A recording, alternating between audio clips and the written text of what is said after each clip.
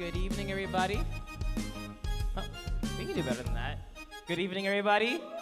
There we go. There's some energy. Hope you guys have had a pretty good day. My name is Keith. I will be hosting this art competition this evening. Before we get started, I just want to say a quick word of prayer. Dear Lord, thank you so much for this day. Thank you for bringing us all here together. Please help us to have a good time and to just everything to go well. And just I pray, amen. All right, I want to invite Miss Litsi to come up, and she will be introducing our judges for this evening. Hello, everyone. Hello, thank you. Well, before introducing the judges, let me just tell you that I'm so happy for everyone for you to be here, and for those participating. I know you are nervous, but you are doing great so far. And this event is sponsored by the Innovation and Entrepreneurship Center. So for those who don't know what it is, if we can go to the next slide, what we offer are activities for students just to grow in their professional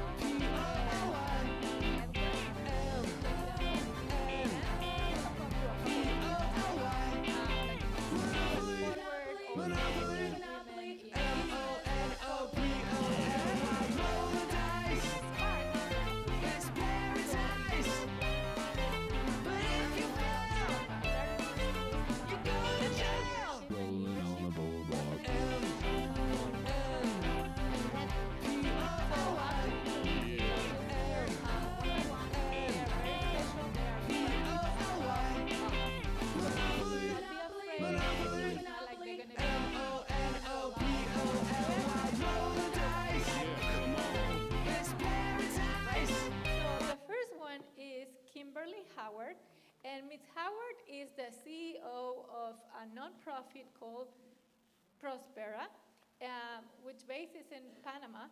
Amazing work. The next one is Carl Bergman, and he is a CEO. He's also an entrepreneur here in Fort Worth. The next one is Professor Adrián Secoto, and he's an expert on finance. And then we have the CFO for our university, Carlos Charnichat. Welcome. And last but not least, we have Dean Tay, which you all know him, right? Yeah, you better. He's here for student life, right? So thank you so much. Round of applause for these judges. And also, I want to thank you from the bottom of my heart to all of the faculty that is here. Thank you for supporting our students in this venture, and hopefully you're going to be finding some amazing projects that you can be mentoring during the semester or the next year. Awesome. Thank you. Thank you. All right, we're going to jump right into our first category, which is going to be our social impact one, which is going to be our nonprofits, and these are ventures that are self-sufficientable and solve a problem that benefit the community. All right, so our first group that's going to be coming up is going to be the Center of Adaptive Physical Activity.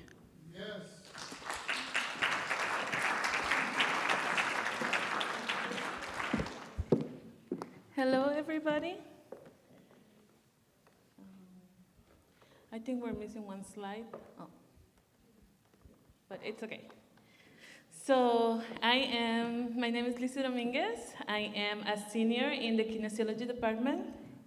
And our idea is the Center of Adaptive Physical Activity. For short, is CAPA. So last semester, Dr. Santos, that is the head of our department, had a class. It's called Adaptive Physical Activity Laboratory. And in that class, we invite children and parents from the community who had disabilities. And at the beginning, we had an interview with the children, and then, oh, there they are. Okay, so the first picture that you see there is Tatiana, my best friend right there. And the little boy that is with her, his name is Alex. Alex has severe autism, and at the beginning, the first day, I remember 2 people have to carry him into the gym so he could come. The second and third picture is Nani. She was my client. She has SMA, spinal muscular atrophy, and the thing with her disability is that she will never be able to walk, even with therapy. She goes to physical and occupational therapy many times a week. So she could just be in a wheelchair. She will never be able to go beyond that point. So the reason that we created this program is because there is a lack of inclusive physical activity for children with disabilities in Keene and in the Johnson County area. I think I only know of one school, that is the Santa Fe School right in Cleburne, that offers a program for them. And when the children with disability don't have exercise or activities for them, that affects their social life because they cannot go into PE with the other children because they have a wheelchair or they cannot walk, they cannot talk. And it also affects their health. So we have more pictures of our students and children. The center that we are going to create will provide a safe environment and fun environment for the children. They will be working with our staff and our students. And we will offer personalized activities and programs for them.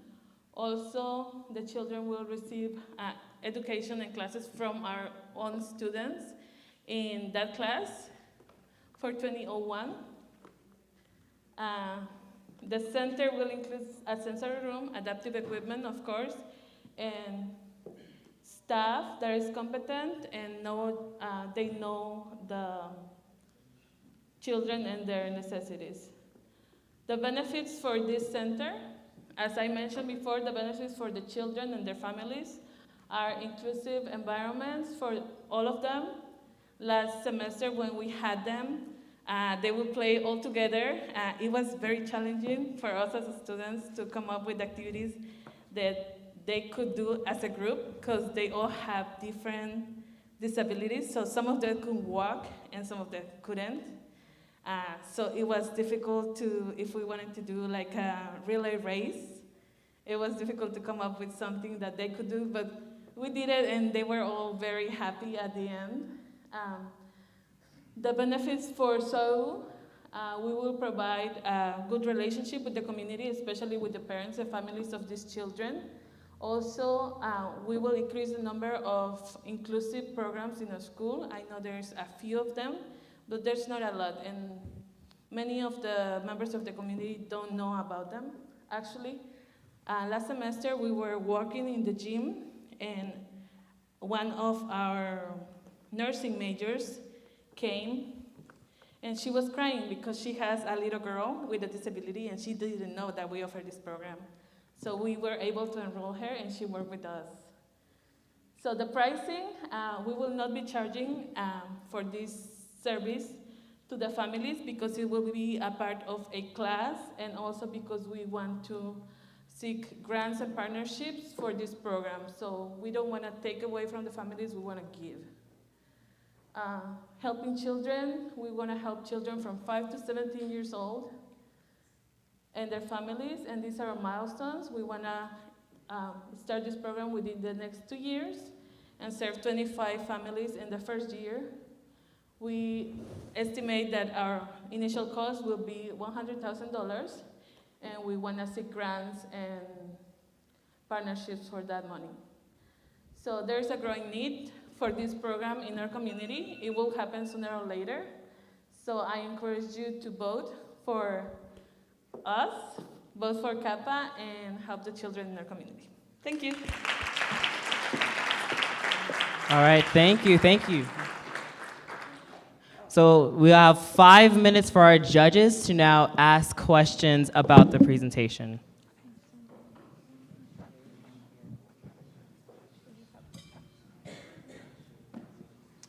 Yeah, first question, on the financials aspect of it there, you said you needed $100,000 capital, but I didn't see any breakdown to help us know what it's going to be. I know it just said generically equipment and stuff, but what's that? That's a lot of money here for what I see on the screens, to be honest with you. So what's $100,000 going to get you in terms of ramp into the business and so Okay, forth? we want to build, and if not build, to buy a prefabricated place where we can work with these children, because we usually use the gym, but the gym is not enough. Some of their needs are different, so we need special equipment for that. We want to work with them at the pool too, and there is like special equipment to carry the wheelchairs or the children that use wheelchairs into the pool. There is a lot of equipment. Whenever it comes to disabilities, the equipment is really costly. Sure, I can understand that. One recommendation I would have for you, just up front, is if you're going to ask for six-figure kind of money, you need to come with a slide that's going to encapsulate and break down how that money is going to be used.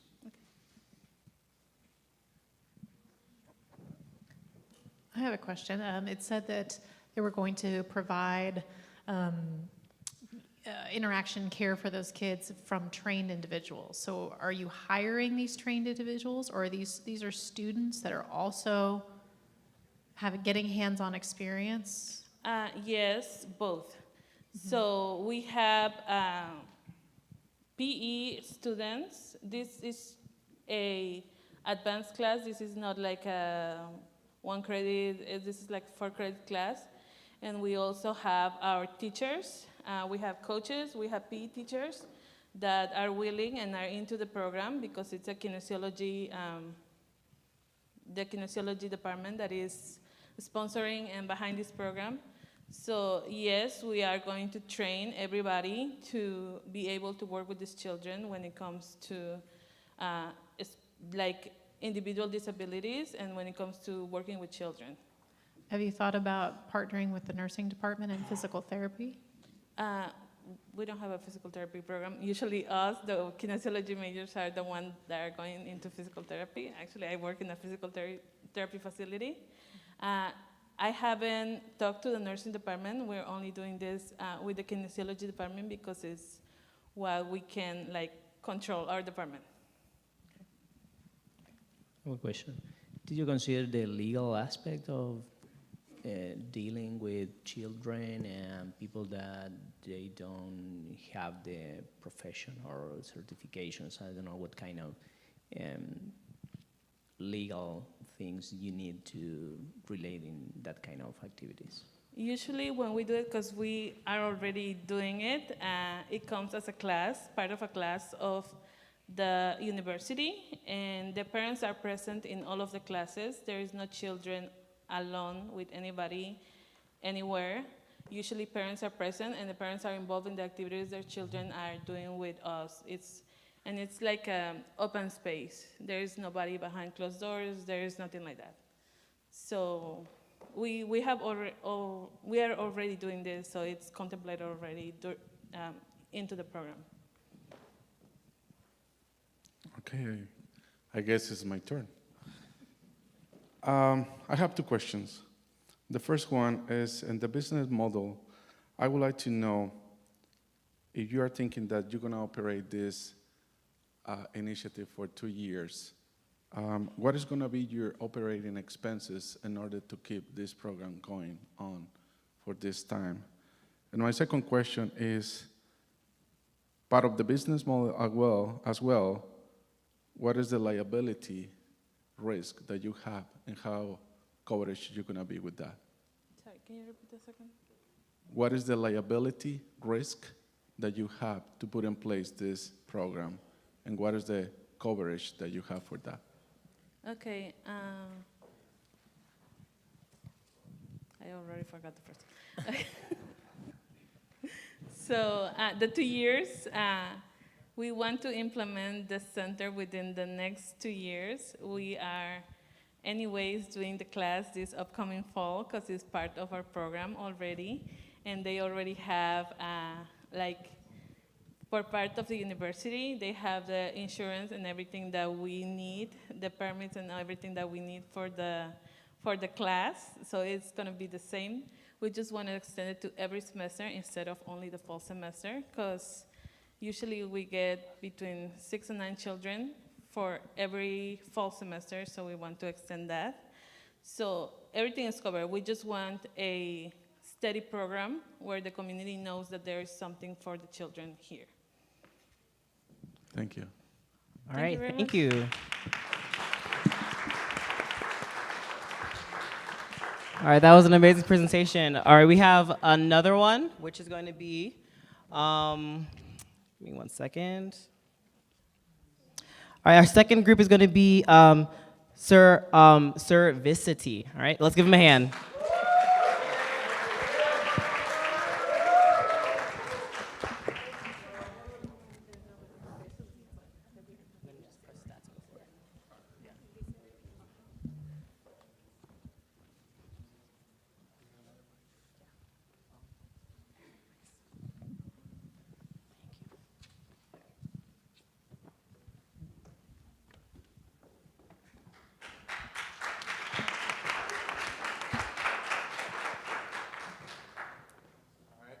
Hello, everyone.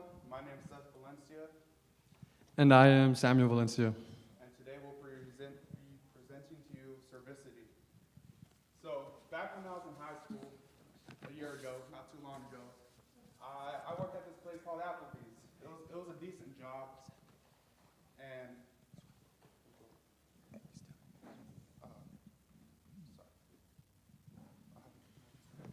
never mind.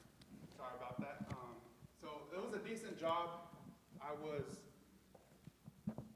I was working over there, and the bad thing about it was that they closed at 2 a.m. And as a senior in high school, trying to balance studies and extracurricular activities, that was a lot on my plate.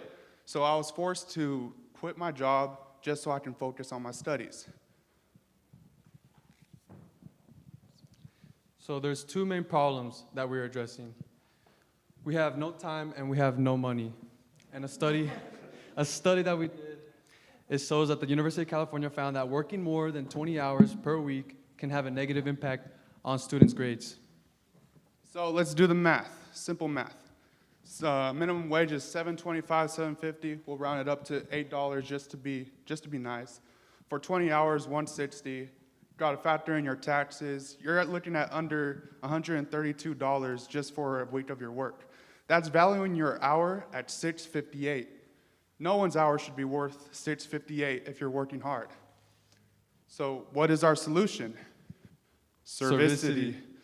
Servicity is an app and website that connects high school and college students to people in the community who are in need of service. We eventually want to expand to whatever service is needed in the neighborhood. But to start off, we're starting off with these three main ones, which is lawn care, pet care, and tutoring. This is how the app would look like from the student side. You can look at your account history, see how much you've been paid, a map to see where the certain jobs are and how far they are from you, messages to message your clients, and get notifications on new jobs. And you have your own info, your own bio, so that clients can get to know you better. As Servicity, we're connecting the employee to the employer, so we have two target audiences. Our first target is for students that have a 3.5 GPA and are trying to pursue education. We value our students' education here at Servicity, and that is like our main goal. And those students will be aging from 16 to 24, who are typically living in a suburban area or around. And then for the other audience that we are addressing, we're looking for suburban house owners ranging from the ages of 30 to 75 who are looking for affordable lawn care, pet care, and tutoring for their kids. So what are the features? Well, students don't have to worry about bad work hours. With making your own schedule, you don't have to worry about committing to 6 hours of work. And another one is students can become their own boss. They tell themselves when they work and how much they're making. And then the next one is people in the community don't have to pay professional rates for these services. A lot of these services can be expensive, and if you're paying a student to be it will be a lot more affordable. And then lastly, it will help make connections within the community. A lot of people don't know their neighbor, but with Servicity, you'll know your whole neighborhood. So is there a market for this? Yes, there is. Students are constantly looking for flexible schedules, skill development with time management, And they need financial needs, and this will give them those needs they need. And community engagement. Everyone wants a strong community because a strong community is a safe community. This is our business model. We'll be taking a small percent of 5 to 8 per transaction through Servicity. We'll be running ads on the website, and we'll have subscriptions to get rid of those ads and get priority on jobs. We also want to look into some funding for school partnerships, government grants, and crowdfunding because everyone wants to help students. The cost of each service is going to be around $15 to $35. And that's what makes us way better than our competitors. If you look at these prices for each one of the services we're offering, it's a lot more than what we're charging. You can see 20 to 30 for a 30-minute walk, 50 to 80 for a lawn to be mowed, 60 to 80 for a tutor. With Servicity, you're looking at 15 to 35 bucks just for a service. And plus, you're giving back to the community. So this is our team. Brian Sanchez couldn't be here today, but I'm Seth, this is Samuel. We're brothers, and we founded this. So. And how can this happen? Simply with your help. This is our plans for funding. We're looking at $1,000 for Texas licensing fees, so we do everything legally. $80 a month for monthly online services to keep the website running, and $3,000 for website programming fees. So we'll need to hire a software developer and someone just to make the website for us. So please invest in us. Thank you for listening. Let's give him a hand. Good job. All right, we have 5 minutes for our judges to ask some questions. I have a question. Yes. So I understand that this was going to be for students specifically. Yes. Are you guys going to have an application that includes Yes. a background check? Yes, because that is one of our liabilities is the trust aspect in it, because we are trusting these students. But yes, we'll be running a background check. And there's also, we're not just going to hire any student. Like we said, it was a 3.5 GPA and up, so those are like honor students right there. And typically there's a correlation with someone's grades and their trustworthiness. So we will be doing background checks for the kids. Okay, my follow-up question to that is when the student is hired, you guys are hiring the student, they would be under your tax bracket when they have to pay taxes? Yes. Okay. As far as the monthly fee that I saw in there, $15 to $35, I think it was. That was per service. So if you wanted to get your lawn mowed, it'd be around that. Well, that's just the price range of the services Yeah, of the being services. rendered? The subscription fee we're looking at around $3 to $5 a month, just a little bit of money. Okay, I must have missed that on the slides 'cause I didn't see that. Who's actually paying? Is it from the student side? The students are paying for the app to get connected with needed Well, it can go both services? ways. So the subscription will work with the students as if they give $3 a month, they get priority for jobs, and they get the notifications faster, and they don't have ads on the website. And with the client would be no ads as well, and you can basically get more info on the student to make sure they're the student you want to do the job for. So you'll have subscribers on both sides of the fence, Yes. basically, is what we're talking about here. Yes. Okay, got you. Thank you. On one of your slides, you said something about, this is what you would pay for professional help, Yes. but you can get us for this price. Yeah. I would maybe reword that in terms of because it's like, hey, you're getting a high, this is what you would pay for the real people to do it, but you can get us for this. Yeah. Because the I would quality of work is want not you that guys great. to sell yourselves a little better. Yeah, because obviously they're professionals that do the job better, but a lot of people don't like to give their money to big corporations, and they'd rather help a student who needs it. I just didn't want you guys to shortchange yourselves. Yeah. Can you go one slide back? Yes. One more? That's not my slide. Okay. I'm sorry. Oh, yeah, there it is. Okay, there we go. I just, No. this, right there, Yeah. right there.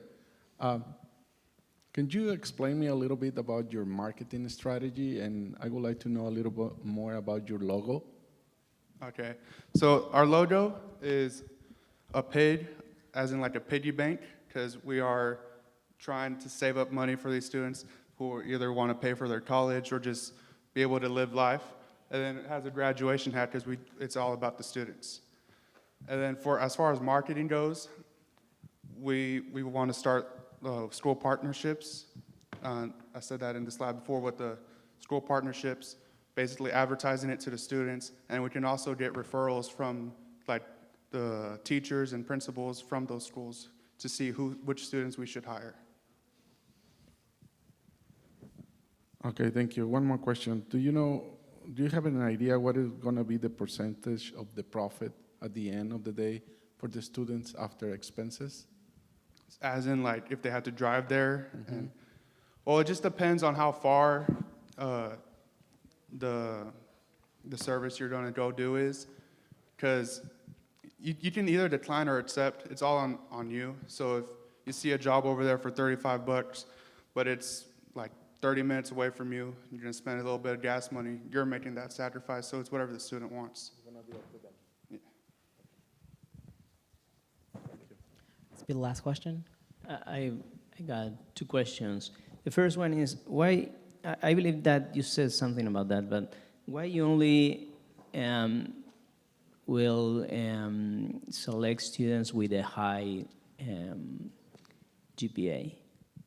Well, like I said, we found that there's a correlation between trustworthiness and like hard working with grades. So that's one aspect. And we're also looking for kids with higher grades because we want to support the kids who want higher education. And that means they're trying at school and they're honor students for that reason. Okay. And the second question is, how many subscribers do you need to have a financial sustainability over time with this application? Okay. We haven't done the numbers for that yet, so I don't really know about the specific numbers for that. Okay, thank you. All right, let's give him a hand.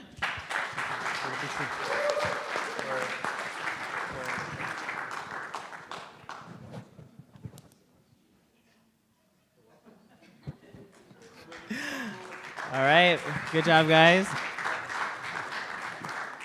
All right, our last group in this final category is going to be Gardenia Vertical Gardens.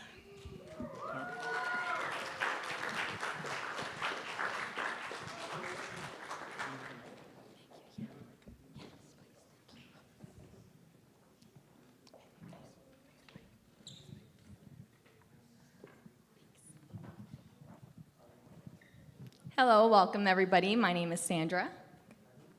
My name's Catherine. And I'm Andrea, and we are Gardenia. We are living in a food desert. Yes, Keene, Texas is a food desert. There are a lot of places around Keene that you can get fresh produce, but nothing in Keene. The median income for a resident in Keene, Texas is around $15,000. The old age dependency is 23.4%, and the child age dependency is around 40%. This means that those two groups rely on working class citizens to get from point A to point B, fresh produce, a lot of things like that.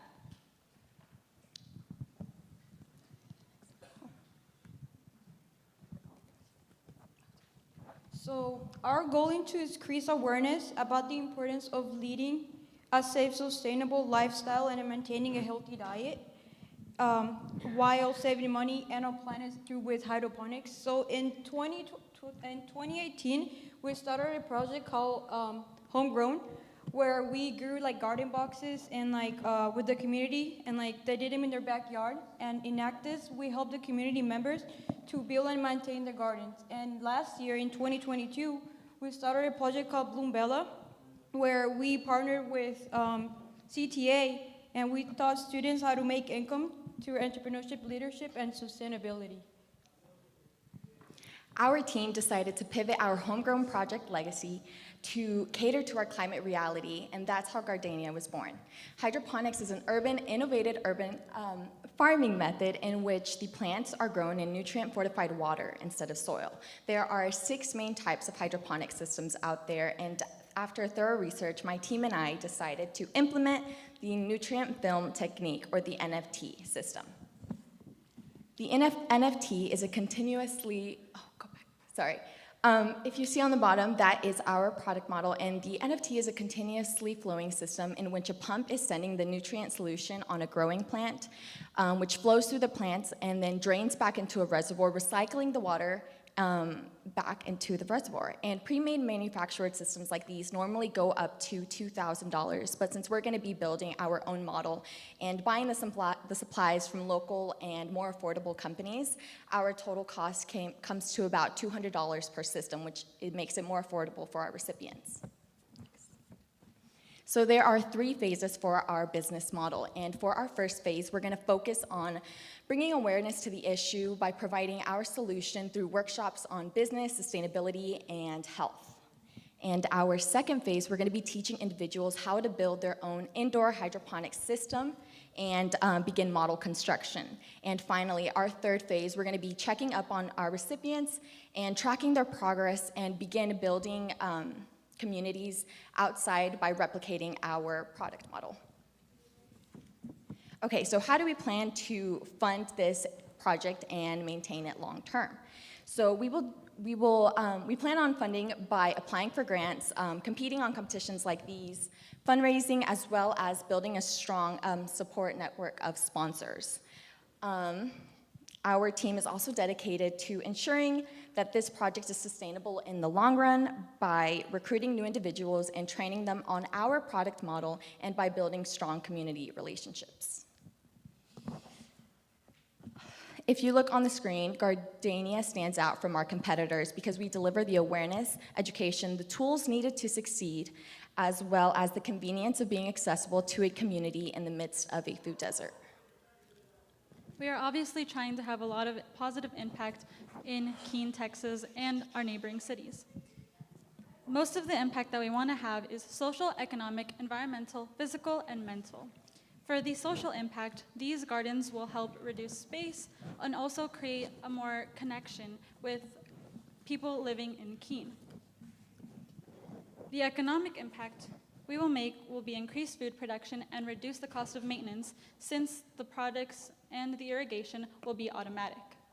For the environmental, it's known that hydroponic system use less water, as much as 10 times less water than a traditional gardening methods. For physical, if people grow, they're gonna eat their own veggies, so that it will help them have a healthier lifestyle. And it is known that if you have an indoor hydroponic system, it'll help reduce depression and anxiety. So this is our KPI, which are key performance indicators. We're going to indicate our growth with the number of workshops and attendees in our workshops, the number of hydroponic systems that we build and that we're sponsoring, the recipient satisfaction, and the revenue growth. So we plan on partnering with Eating Green and Planetponics, and they're experts in these fields, so we're planning on getting coaching from them.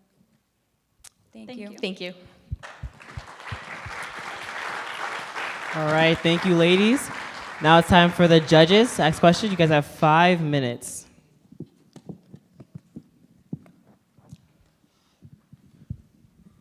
What is going to be the investment to start this business? Okay, so the initial investment. So for our first phase of this project, we were not going to require a lot of funding, since we're going to be doing workshops within the schools, communities here on campus. But like I said, we are planning on competing in competitions like these that do provide funding sometimes. Okay, thank you.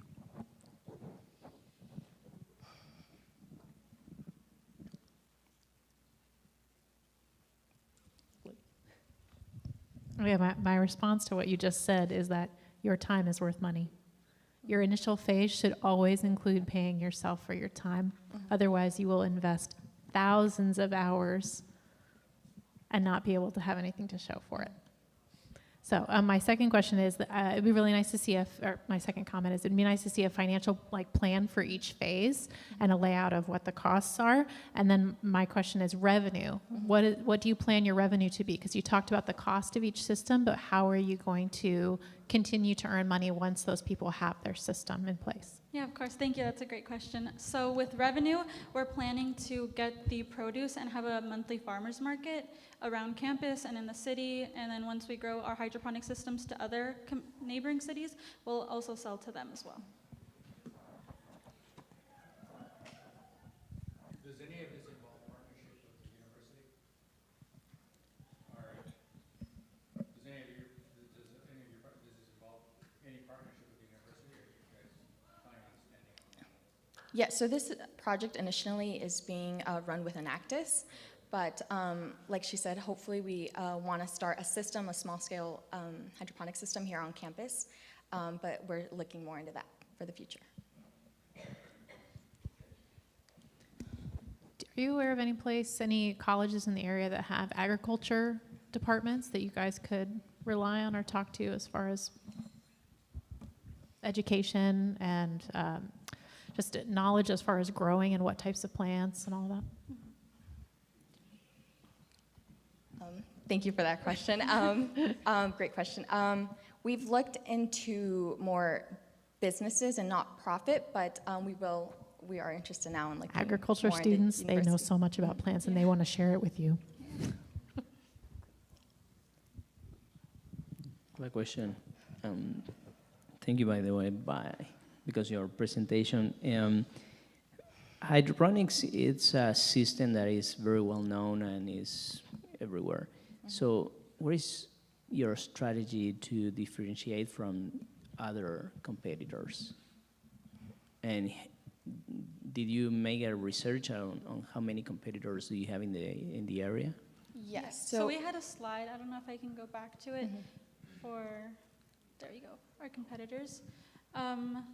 Trimleaf, Dragon City Farms, and Green Our Planet are the competitors that we looked into and researched, and the ones on the left side are how we differentiate from them. So who are these competitors? We have like no time for anything. Like, are these people that are local competitors? Or these where are they even at? Yeah, so I did research on both local and global or national. So Green Our Planet is actually a global organization. They do provide school and household outreach, so they go to schools and they give them a handbook that they've already that they've used in other communities, but we differentiate from them because they don't provide the workshops, they just kind of give a manual handout, so there isn't someone who's necessarily there within the community, which is what we want to focus on, is being with our community. And Trimleaf is just a supplier within the DFW. There isn't something like Gardenia, but there is a lot of suppliers that provide supplies for hydroponic systems. So they don't do any of the school and household outreach or workshops or any of that. So just to be clear, these are providers of either education and or systems, but they're not trying to create a retailing model like farm to plate, so to speak, like you guys are trying to do. Is that correct? Mm-hmm. Yes. Okay.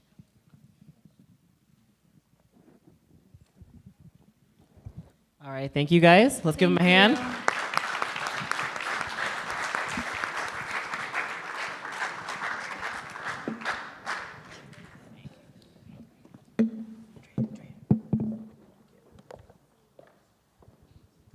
All right, let's give a hand for all of our nonprofit groups. Y'all did amazing.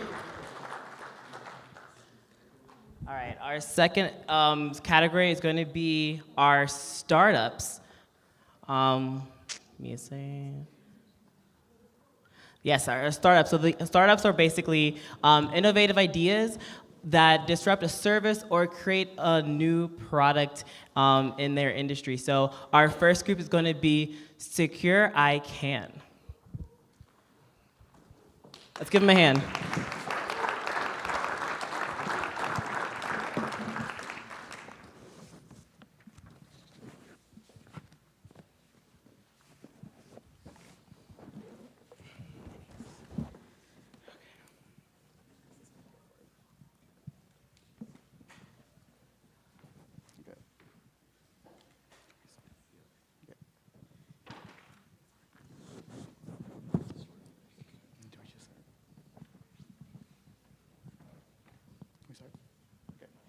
So, my name is Nick Campos, and this is Keene Cooper. So I want to start off with a personal experience of mine that I had last semester. Last semester, one of my hardest classes was physics. And the time of the exam was in 7:30 in the morning. And since I live off campus, when I went to go take my test, my ID didn't work. So I stood in the cold December weather for about 20 minutes until somebody came and opened the door for me because their ID still worked. And because of this experience, I lost 20 minutes of time on my physics final, which is a class I was already struggling with. And what this idea is to eliminate the obsolete nature of ID cards, really. So ID cards aren't a perfect security measure. They can be stolen, just misplaced and lost, or even damaged, and you have to get a new one. In the case of it being stolen, whoever stole your ID card now has access to whatever you had access to.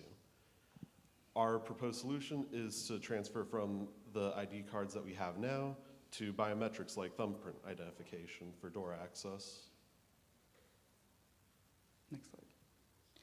Okay. So the idea is Secure ICANN, which is going to be a business that helps other businesses or entities that want to keep their entity safe, and it's going to be an app service along with a service to implement biometric scanners. And we're looking to replace the exterior doors for building access with the exceptions of the library and cafeteria because those are publicly available buildings that operate under a lock and key under normal operating hours. So, here is our logo, Secure ICANN, and as we said earlier, this is going to replace the hard plastic secure ID system. So, yeah, sure. So what the service offers is going to be a platform, an app, and it's going to help security of an entity be able to manage, like associate IDs with fingerprints. Obviously, there's going to be some precautions to this. For example, if we were to implement this on campus, there wouldn't be biometric scanners on dorms because then that would just get messy, and nobody wants somebody else to go into your room. And of course, along the way, there would have to be consent that had to be given. Since this is going to be with something that you have, for example, fingerprint, you have to give permission for the campus to use that. So the pros and cons. The cons is the upfront cost. The purchasing of biometric scanners and installation fees for them.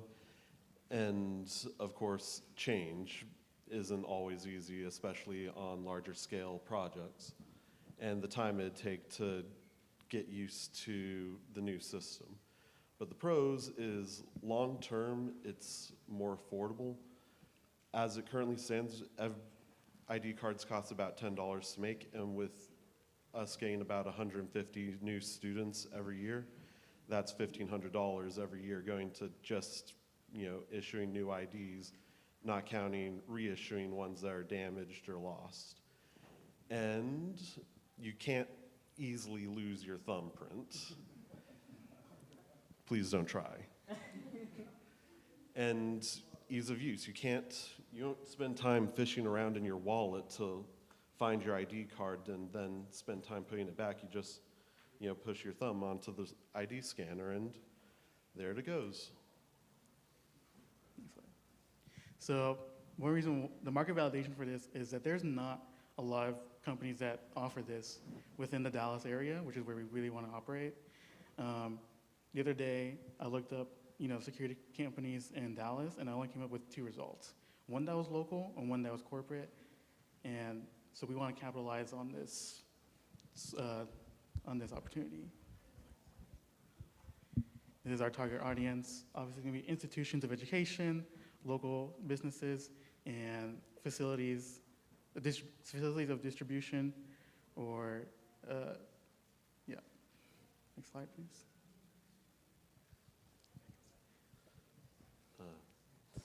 Okay, so our competitive advantage of this is because we are both computer science majors, and we took a class, I took it last year, I don't know when you took it, called Information and Practices in Security. And in that class, we learned about how different scanners work and how to maintain the implications of putting one in a business setting. All right, thank you. Let's give him a hand. All right, we have 5 minutes for our judges to ask some questions. I was curious how much a biometric scanner costs. You said that it was more cost effective, but I would like to see a comparison between cost number of IDs versus biometric scanners. So the ones that we were looking at were about $200 per unit, so that we have about 30 exterior doors that we'd be looking to replace. So that's an upfront cost of about $6,000 for just the devices themselves. So this project will be a project that will provide revenues, or will only diminish costs for the institutions? How your project will provide revenues for you or for the people that is working? It's going to be an app. The way we'll make revenue is that there's going to be a cost of deployment, cost of keeping the service, and cost of installing the scanners.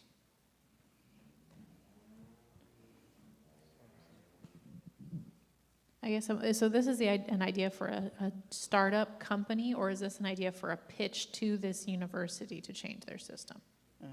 Well, it started as a pitch to the university, but then we evolved it into an actual business, startup business.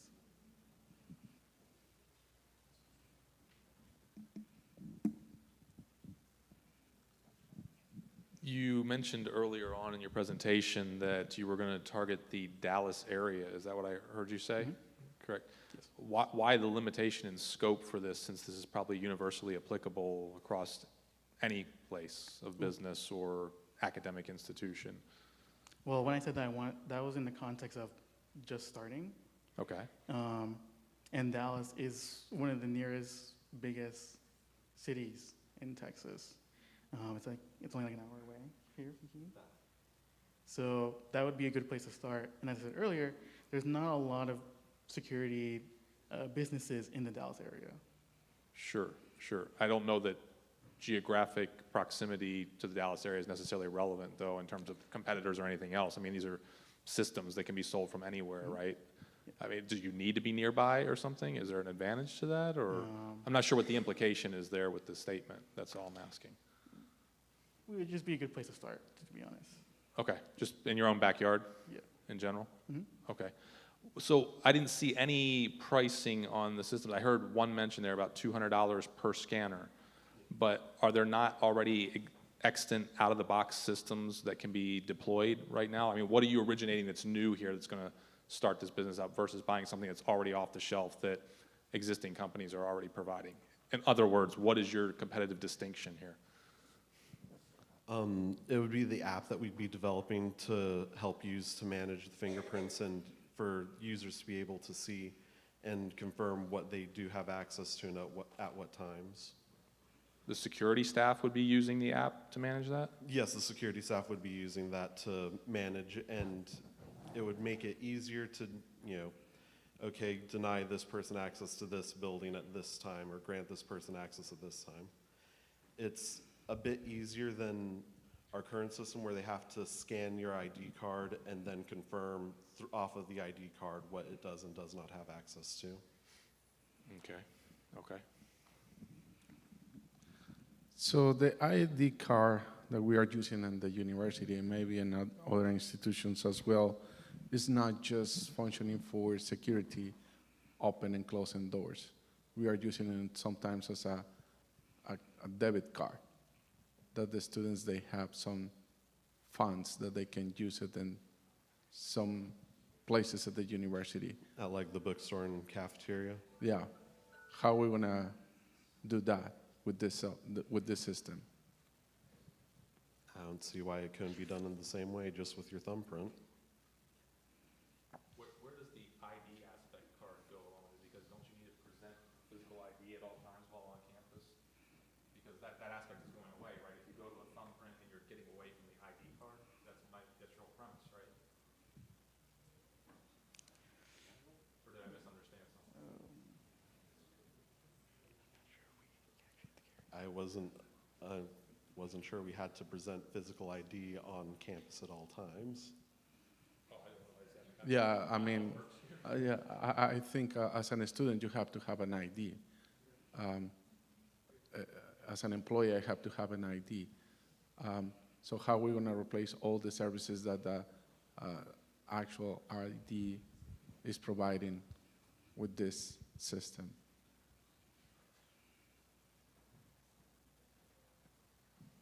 I think what they're saying is just that maybe you need to do some researches with the university or with whatever university you're going to pitch to, or what are all the different services that an ID provides, and how can you utilize a thumbprint system to replace each of those? And if there aren't solutions for each one, you'd have to come up with one. Right? All right, I think that's all the time we have. Thank you guys so much.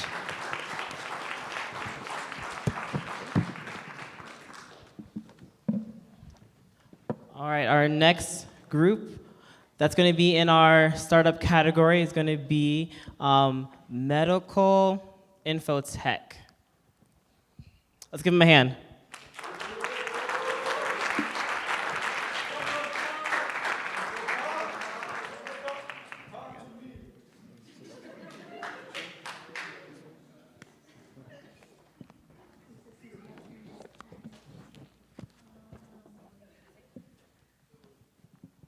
All right, good afternoon, everyone, or good evening.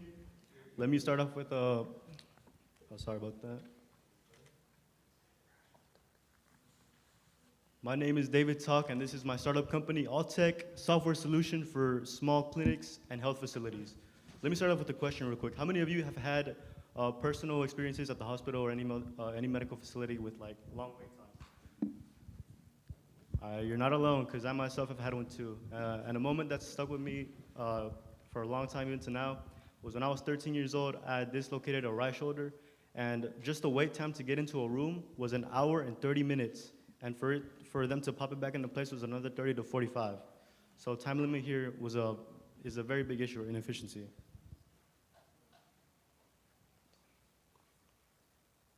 Allow me to ask one more question. Do you happen to know the average waiting time for a hospital here in the state of Texas or the US in total? Well, the CDC says that 76% of patients have negative experiences with these wait times, and the average time in Texas alone is 103 minutes, with 145 in the US total.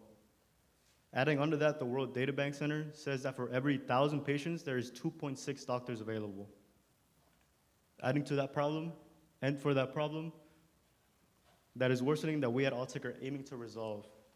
I've been told that in health facilities, every second counts, so we are sorry, but we'll be able to help lift the heavy loads that doctors and nurses carry by being able to increase diagnostics. We'll be able to improve care coordination, patient management, and overall care, just to name a few.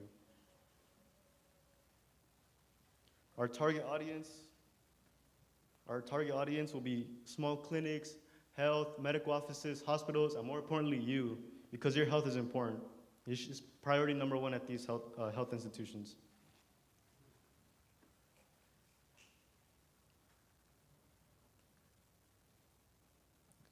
Some benefits that we'll bring to the table include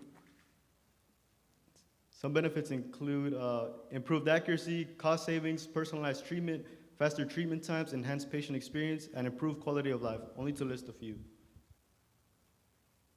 Our product consists of such: a kiosk, tablet, mobile device, anything and anywhere the software will be able to be implemented to. You will input your information normally asked at a health facility. It will send a file to a person or personnel which receive all the info as well as possible diagnosis using AI, which a doctor or physician can double check to proceed with the next medical steps required. The solution is to create a network software that can manage patient care in health facilities more precisely and efficiently. The network would also be able to mainstream communication between medical staff, certain processes, and real-time updates on patient status, with our ultimate goal to improve patient outcomes and increase hospital efficiency.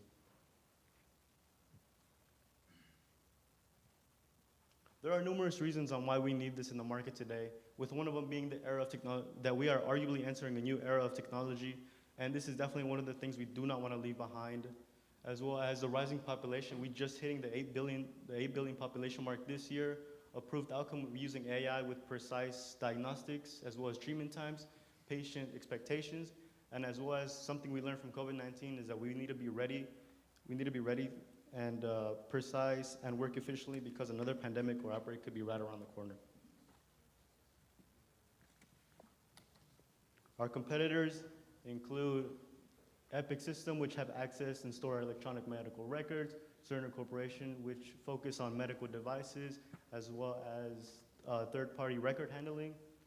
Cerner Corporation also handles other solutions, others equipment, as well as handles that third-party record handling. Our team consists of 4 consultants, Dr. Daryl Thomas, Mr. Miguel Espinoza, Mr. David Mendoza, and Mr. Keith Buechler, I myself, and as well as the computer science team, with roles yet to be determined.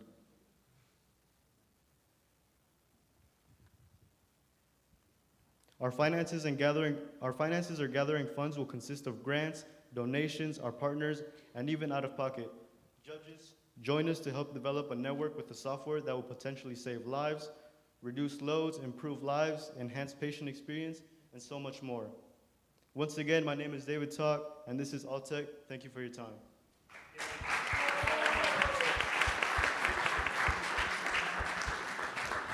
All right, now it's time for our judges' responses.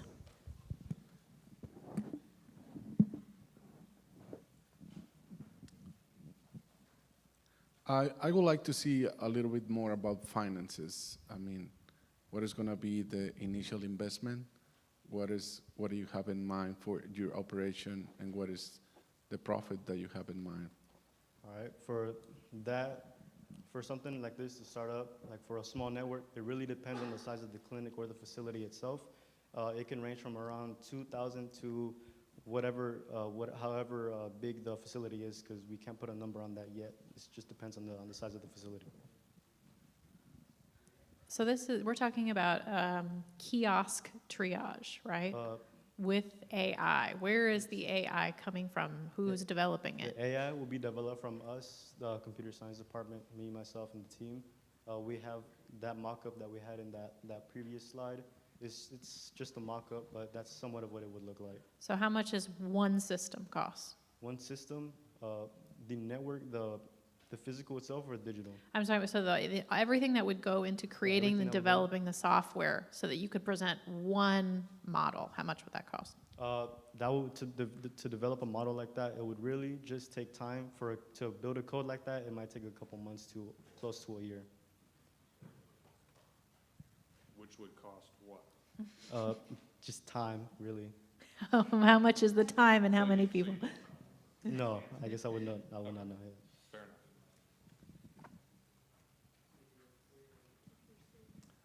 Just so I'm clear, I was a little bit confused at the beginning here because we're talking about an inbound triage process for existing medical facilities and the wait time. That was your pitch coming out of this, right? You're asking the questions here.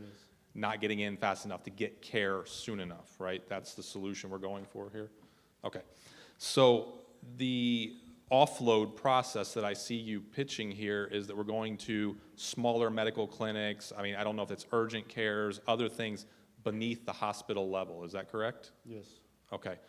How are those facilities going to deal with this process better than maybe going to the ED at Hughley, for example?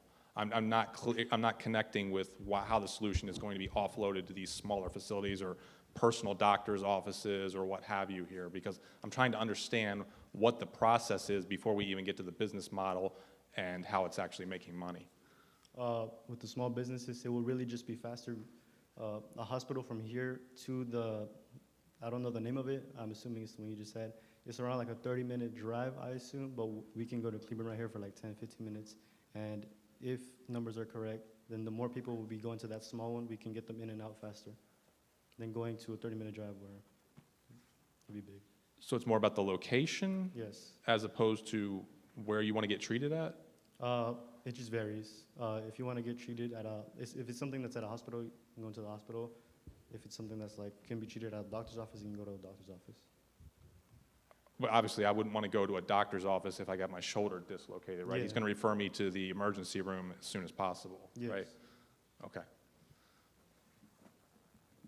Thank you. You mentioned, I believe, around 6 competitors, and the question is, what makes you different from them? What is your value? What are you adding to the business and the market that people will, or the clinics and hospitals will choose you? We are a software. We're developing a software that's going to evolve over time. So it's not just going to be diagnostics, but it's also going to be like things that may not even need like a receptionist at the table. It's really just going to be automated in and out, quick like that. Things you need, diagnosis like as fast as possible. So your competitors, they don't have that? No, they have, like one of the competitors that I mentioned was Epic. They have it to where they don't write the code, but they get suggestions in.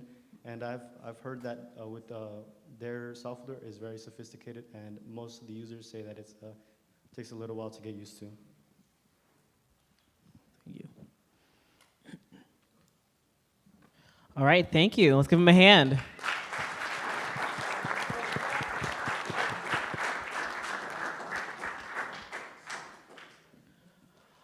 All right, our next group is going to be ZA Fitness. Let's give them a hand, guys.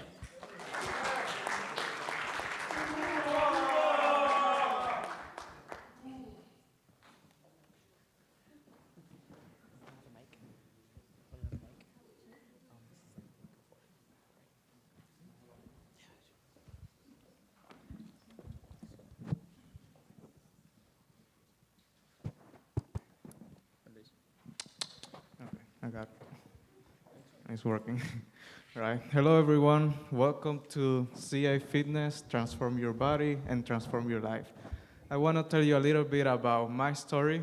Right now, I'm weighing like about 150 pounds, but 3 years ago, I was a walking stick. I came from Cuba, and I came to Southwestern Adventist University, and I was talking to my cousin, Eliel, and I told him, hey, Eliel, I want to get to the gym. I want to build a little bit more muscle. And we started to go to the gym every day. I was seeing a little bit of progress. But one day he told me, hey, Mike, if you really want to gain muscle, gain more mass, then you have to take this Muscle Tech mass gainer. So I started taking that for a year and a half. And yeah, I was seeing progress really fast. But a couple months later, I was noticing that I was getting more fat than muscle. So I came like scared looking at me in the mirror. So I did a little research, and I noticed that this kind of supplements has too much sugar, too much sodium, and a lot of crap in there. So I also noticed that these protein supplements also have a lot of heavy metals. And in a short term, I was having a lot of headaches, a lot of water retention, insulin resistance, and that was just in like a couple months. So imagine what can happen when you take that for like 5-10 years. So, yeah. So do you know that according to government researchers, 23,000 people are sent to the emergency room every year due to complications with supplements or vitamin pills? And while taking these can be helpful to you, it's important to realize the harm that these can cause to your body. So for example, we have an adverse effect on the heart, liver damage, kidney damage, and interference with medication, and an impact on mental health. So what this application is going to provide is going to let you scan your supplement, and it's going to give you every substance, how many milligrams, how many grams, how many times you're taking the supplement each day. So it's gonna keep a track of what supplement you're taking and what's the dosage, and if you have like if you're diabetic, if you have heart problems or high blood pressure, it's gonna let you know to keep yourself away from certain supplements. But apart from this, we're gonna provide specific diets and workout sessions. This is gonna be free for everybody to use, but for the barcode scanner, you will have to pay a subscription, a monthly subscription.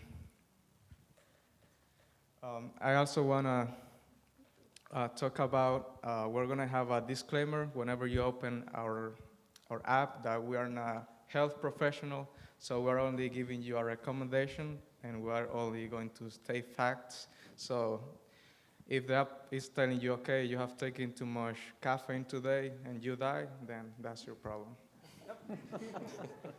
This is a little mock-up of our application. Our users are going to be able to have their accounts, keep track of their weight, what supplements they're taking, their workout session. They're going to have a BMI calculator. They can keep track of their water intake through the day.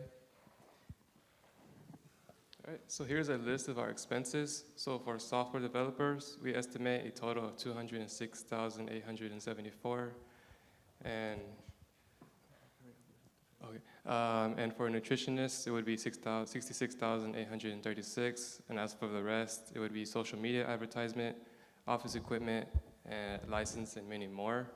So we're looking at a total expense of $410,070. And I would like to formally introduce ourselves. My name is Gabriel Zavala. I am in computer science. I am the co-founder / software developer. And my friend here is Michael Zaldivar, who is in computer science. He is a CEO and software developer.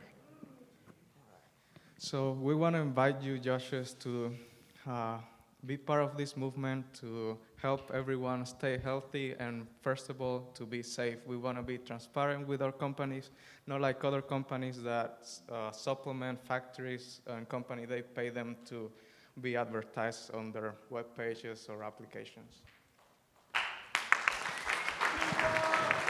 All right, thank you guys. That was awesome. Now it's time for our judges to ask questions.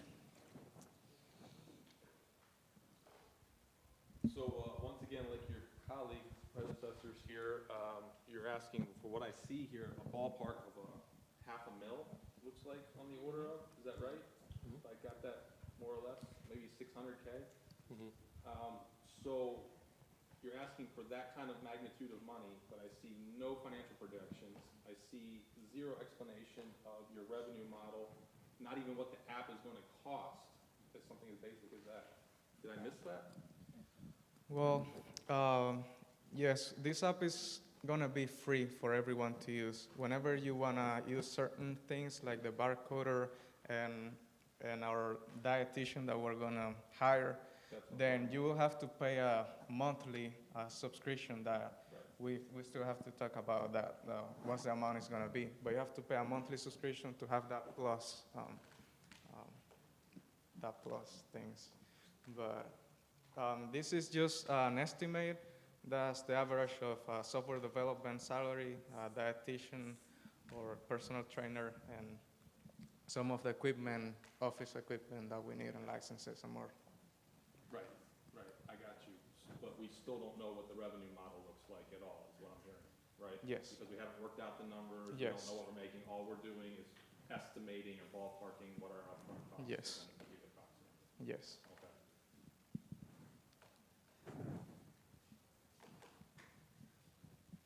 I didn't hear much about competitors as far as other apps that exist that talk about adverse reactions between supplements or medications. Well, some of our competitors are TrueLab. They don't really get in detail about most of the popular supplements. They only have like 3 protein powders and a bunch of yogurts and stuff like that people are not interested about. And we also have a lot of workout and diet applications, but none of them Like, you won't be able to mention one right now that have the capability of scan a workout supplement or give you any recommendation on what you're taking. And when you talk about, health recommendations, there's not anywhere these people are going to be able to input the prescription medication that they're taking to see if it might have an adverse reaction to a supplement? Well, these kind of workout supplements, they don't need a doctor's prescription. They are Doesn't mean that only my coming Yeah. from personal perspective, but that doesn't mean they wouldn't be counterindicated with certain medications. So Yes. somebody could be, I'm just a warning liability, they're recording their BMI, they're recording their weight, their exercise, and you're saying everything that you're taking is healthy, but if you don't know that they're on a high blood pressure medication that's counterindicated, it could be so dangerous. whenever you create your account, you have to input, okay, I'm diabetic or I have this or that problem. You said that the app will scan the bottles or the kind of things. So can you explain more about that? Because it's like you will use AI or what for the scanning? Yeah, so we're gonna have a database. So whenever you scan this product, it's gonna store the amount of whatever substance they have in milligrams or grams, and it's gonna keep track of how many times you're taking that a day. And if you're taking more than you should, and it's gonna give you a warning, okay? You should stop taking it, you should take it tomorrow or another day. So yes, we're gonna have a database with every supplement, and we're gonna have our customers be able to give feedbacks if they're having like weird side effects, so we can alert other people about that specific supplement.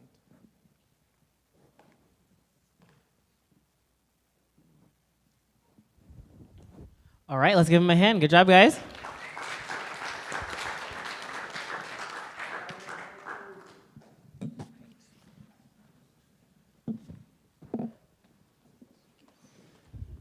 All right, and our final presentation for this category is going to be solo men.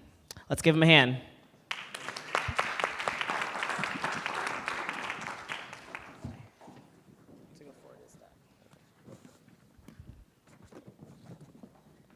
Good evening, everyone. My name is Ryan. The name of my business is Solomon, and we make wearable technology for allergies. Did you know that allergies affect 1 in 6 Americans, are the 5th leading cause of chronic illness in the United States, and cause $5 billion worth of direct medical costs each year? While there's no shortage of current solutions on the market today, most allergy medication has 3 main problems. Must be taken at intervals, so whether you're taking pills or you're taking nasal sprays, you usually have to take 1 dose now, another dose in 2 hours, and it just gets to be a lot to keep track of throughout the day. Not very discreet. So I think we've all noticed that since the COVID-19 pandemic, anytime anyone sneezes in public or starts coughing, everyone kind of throws some dirty looks in that direction and avoids that area. So a lot of people are uncomfortable with addressing their allergies in public, so that's another con. Most allergy medication is also easily forgotten or left behind. So I know for me personally, I can't count the number of times that I've left my allergy medication on the counter at home and then gone to school or gone to a meeting at work and then just been miserable because I couldn't do anything about it.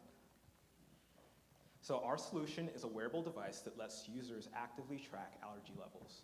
Users can choose between a simple connectable monitoring device and a device that also automatically injects medication into the bloodstream.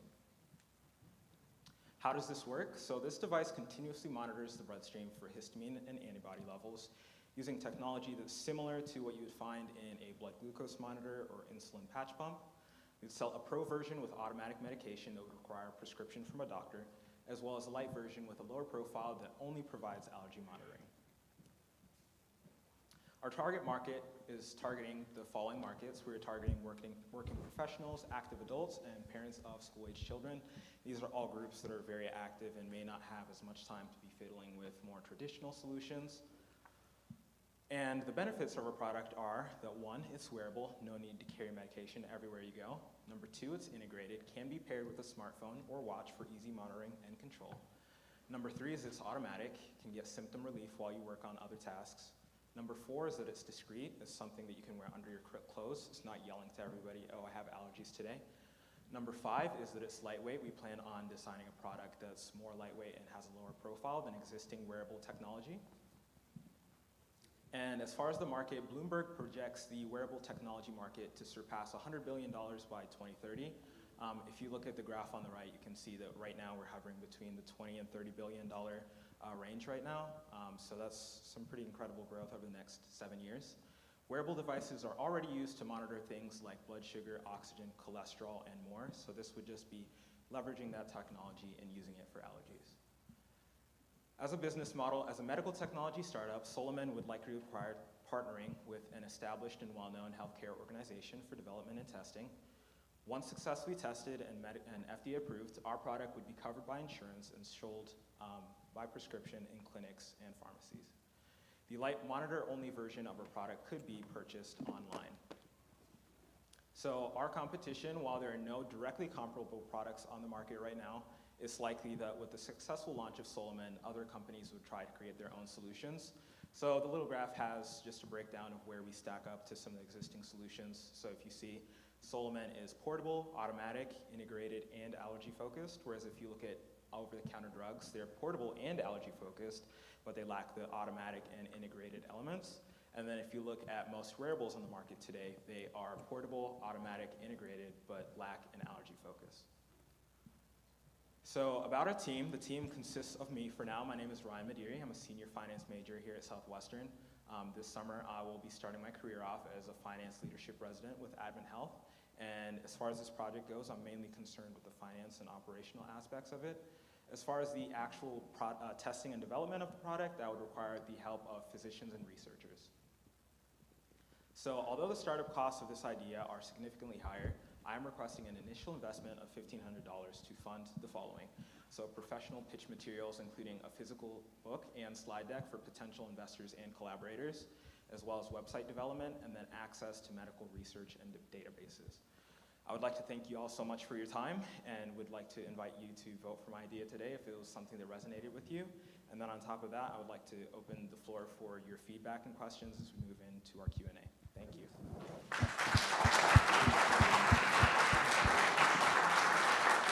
Awesome, thank you so much. Now it's time for our judges' feedback. You guys can ask some questions.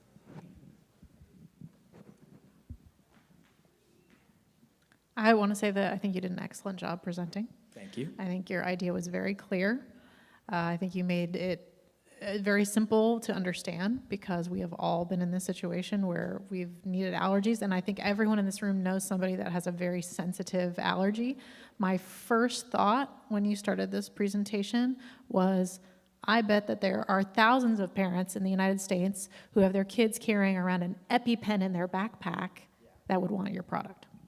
That's actually something that I've thought about, and as far as expanding this idea, obviously want to successfully launch our first product, but expanding into including other types of allergies like food allergies or skin allergies. For and then emergency like a wearable situations. EpiPen or something like that. So thank you for that.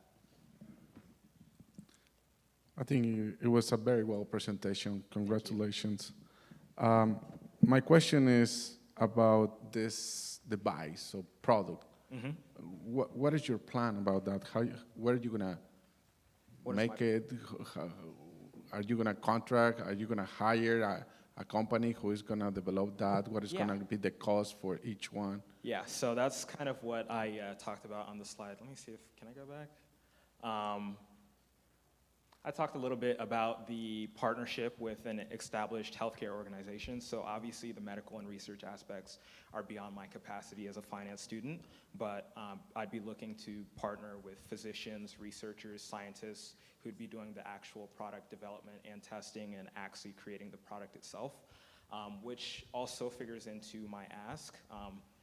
I would like to have professional pitch materials to be able to pitch this to a health organization. I'm fortunate enough to be working at one currently, and we'll be working with one after I graduate, but obviously I need legitimate, research-backed pitch materials to be able to pitch this to future investors and collaborators, so. All right, thank you. Thank you. So Ron, I think the idea sounds plausible on its face, and I think has the most logic that I've seen probably tonight in driving behind this. It sounds to me like it's not so much a business model being pitched here as it is an exploration model being put forward, that you have a concept. Yeah. You're looking to get this funded to take it to the next step here, i.e. getting professionals involved, getting a pitch deck, looking for funding and so forth. I strongly recommend, if you want to stick your foot into this water, which is extremely expensive, is because taking something all the way through FDA approval is going to cost millions of dollars. Yeah. So to have that kind of heavy hitter money involved in this is going to take a lot of stepping stones to get to that level. Yeah. Like that. That's far beyond what anybody has talked about here Yeah, tonight. yeah. So not to discourage you in that track, but also there's the race to market for all these wearables in the meantime. So while you're doing this stuff and getting all your marbles together to get this in line to take this to market potentially, whether or not it succeeds at the FDA level or not, you're going to have a race against time there because all these people are already ahead of the curve, as you already acknowledged in your other slide, with the wearables, especially for the glucose stuff and the diabetics and whatnot. They're already there. All they need to do is make a little tweak on this to have the exact same delivery device on their chest or their arm or what have you, and they've got the solution miles ahead of you. So have you thought about how you're going to beat that curve to the market there when somebody's already got this stuff well established? Yeah, you hit it right on the head when you said we're in the exploration phase right now, so I'm just doing my initial phases of research. One thing that I've thought about is there anything patentable about this idea? If there's not anything patentable, then obviously just roll out their protection. Anybody who's already doing this, any of the big pharmaceutical companies could just roll out their own device and that'd be that. But yeah, so in the exploration process, I'm going to be researching, is this something that's patentable? Can I get any protection for this? As far as who are going to be the people who are going to be most resourceful to me in getting this developed and out to market as fast as possible. Those are all questions, as well as legal FDA approval. How much is that going to cost? Are there any shortcuts? I know sometimes I was at a pitching competition last week at TCU, and someone else had a medical idea, and one of the recommendations that was given is that if there's any comparable products, you can actually sometimes cut down on the time that it takes to get it FDA approved and also cut down on your costs.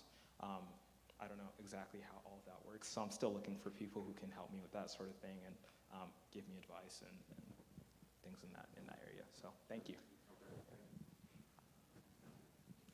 All right, let's give him a hand.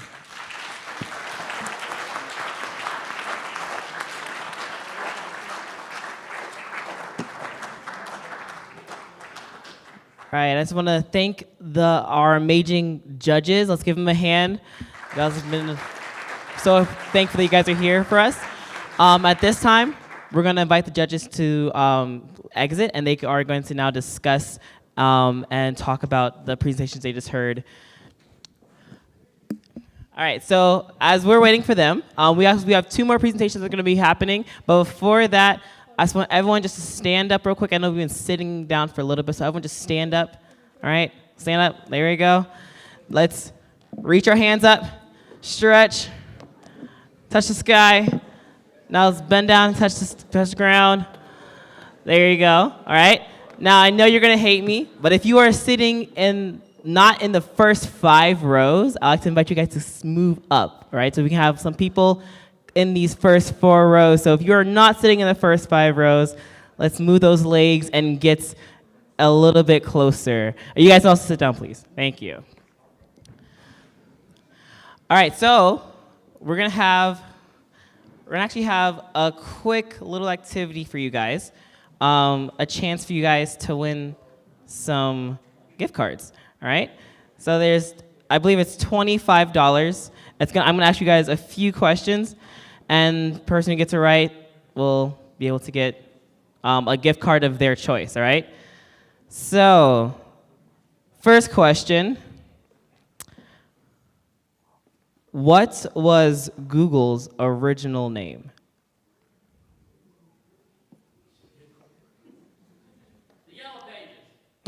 No. Close, but no. No. Yes, back rub. You can come up here and sign your name and put what gift card you would like in this paper right here in the front. All right, so for you guys who didn't hear that, it was back rub. I actually didn't even know that until I looked it up, so super random. Back rub. Yes. It's super random. I don't know, but yeah. All right, second question. What does Yahoo stand for?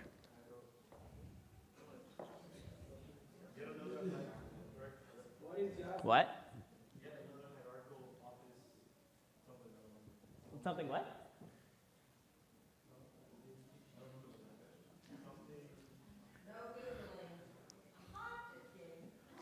Oh, I heard some of the words are correct, just not all of them.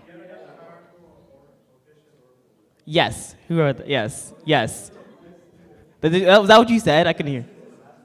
I heard, yeah, the last word, yeah. So, yes. Sorry, good job. You can write you up here. All right, last question.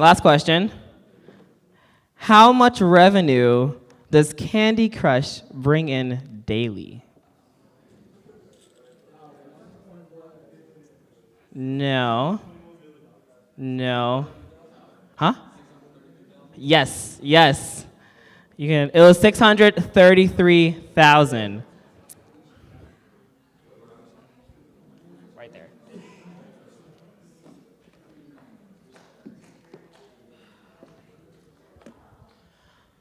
All right. So our final category for our presentations is now going to be our popular vote category, which is like SWAU experience. So there's going to be proposals that are going to enhance your experience on campus. So, and these two presentations are going to come next.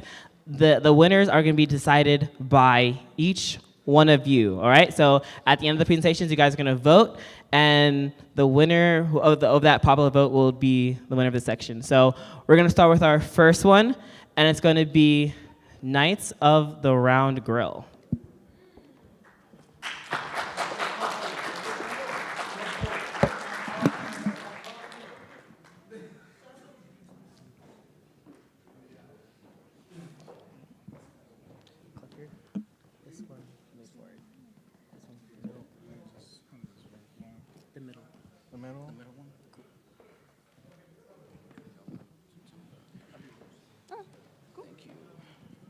Check.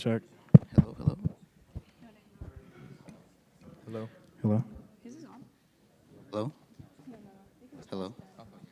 Hello. We are the Knights of the Round Grill. I'm Nolan. This is Sam, Jean, and Julian. And we found a problem here at SWAU. And the issue is that not enough students are going to the cafeteria. This may be because of the dietary restrictions that a lot of students have here on campus, along with the fact that there are a limited amount of options that the cafeteria provides. But thankfully, we have found a solution that will now be presented by Sam. All right, thank you, Nolan. So our solution is that when we open the Knights Grill, we want to be able to introduce new variety of foods that students can eat. Like, for example, here at SWAU, obviously it's encouraged for students to, have a vegetarian/vegan diet, but our campus is filled with, students from different places, and obviously not all will have, that same belief of, eating healthy. But so we want to introduce, options like, meat, etc. So different dietary options for students. Also, in the future, we will also love to introduce alternate meal plans for students who have busy schedules. Like, for example, nursing students, they don't have time, to come in the cafe and eat with their friends. So we would like to introduce, alternate meal plans for them to come in, into the Knights Grill and take sacks to go, like to-go lunches, basically. And now for our collected data, it will be introduced by Jean. All right, so we conducted a student survey to garner interest to see who would like the Knights Grill reopened. Do students even want it reopened? And 92.4% said they would like it reopened, they would love to have it open. And that's because 60.6% said they were unsatisfied with the food currently served in the cafeteria. We also asked these students if they would use it if it was reopened, and 91% assured us that they would, and we had 66 responses in the survey. We asked for some food picks for the menu for the Knights Grill, and here are our top 5 options, which are smoothies, real meat, sandwiches, hamburgers, followed by pizza. And now I'll hand over financial information to Julian. Financial information is important, especially for a business and especially for our campaigns.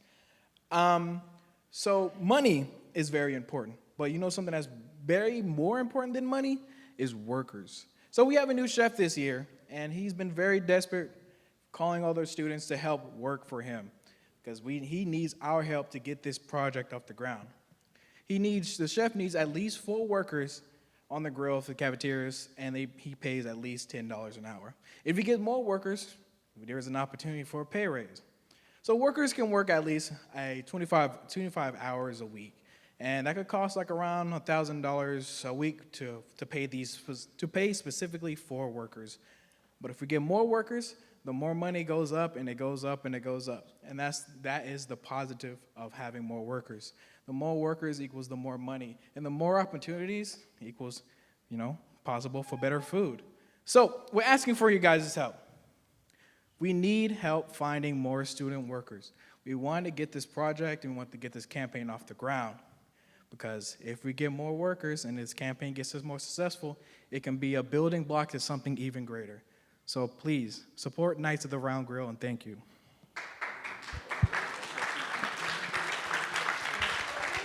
All right, good job, guys. Now it's going to be your turn to ask them questions. So if you guys have any questions about the presentation you guys have heard so far, you guys can ask them now. Just raise your hand, and I'll bring the mic to you.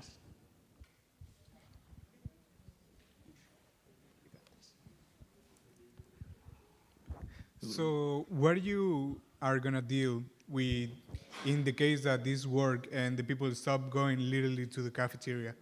What else is going to be for the chef and the people that works already there? So here's the thing. This is going to be a very special thing. It's going to be very few in between. It's not going to be every day. It's not going to overlap the cafeteria. It's more like an alternative option that can bring alternative foods down to like actual real meat and not tofu or something like that. That's something what we're doing. We're not overshadowing the cafeteria. We're trying to bring balance, That's what we're doing. Hi, yeah. My question is, I like what you say. We want to bring balance to the cafeteria, and I would highly agree with the project that you guys are doing. And I do agree that in our vegetarian diet here offered is a lot of carbs, a lot of cheese, and a lot of produce stuff. So what we're missing, in my opinion, is a lot of freshness incorporated. So a lot of the time, as SDA institution, we kind of, I agree with like sandwiches and all that stuff, but we always go to the point where it's like we always just say meat, and that's one thing that we want. But in my opinion, I just don't want to say, oh, we'll bring in meat and keep the same unhealthy facilities that we have either way offering this vegetarian meal. So it would be more of, it's more freshness, not just iceberg salad, but more fresh produce and more smoothies and more healthy stuff like that. Is that something that, how can we change that instead of just saying, oh, we're going to incorporate meat and, Absolutely. We had a lot of comments on our survey, and a lot of them suggested they want healthier options. They want smoothies. They want more protein options. Those are some of the suggestions they added themselves. We're talking with Chef about things because he's still trying to figure out what he wants to serve. He's asking students for their opinions. So, yeah, it's open to pretty much anything that we really want to ask the chef about. Okay, I am a CAF worker. I have been there for 4 years, since my freshman year. The reason why the night grill closed, because I was working in there, is because we didn't have students. Currently, we have like 8 students for all of the shifts. So it's very difficult to hire students. And another thing that I fill out your survey, and I mentioned it in there, it's that Chef Sulua used to do the underground railroad, where he would serve real meat. And we actually had tuna fish in our salad bar. And that was taken off by this new chef. I think he's a firm believer of the health, what is it called? Yeah, health message.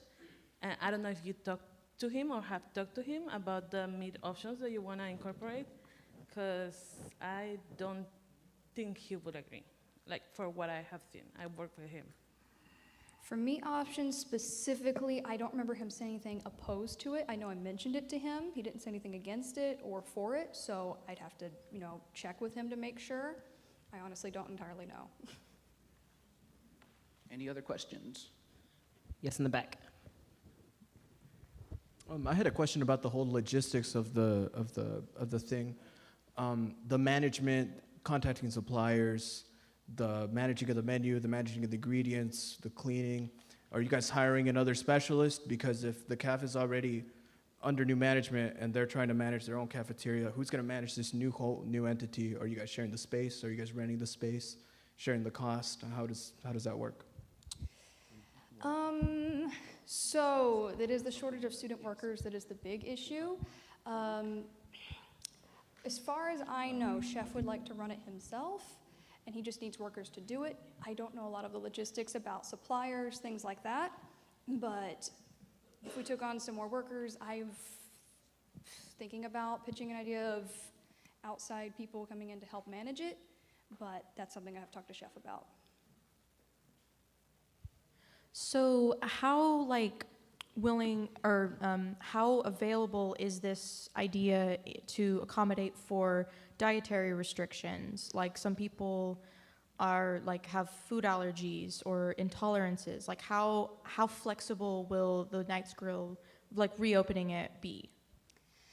That was a big reason for why we wanted to do this, so that we can offer more options for people that I know that can't eat certain foods or have intolerances. It will be very open to that. We're going to talk to Chef, make sure that we have options for people. We can see what kind of intolerances we need to cater to.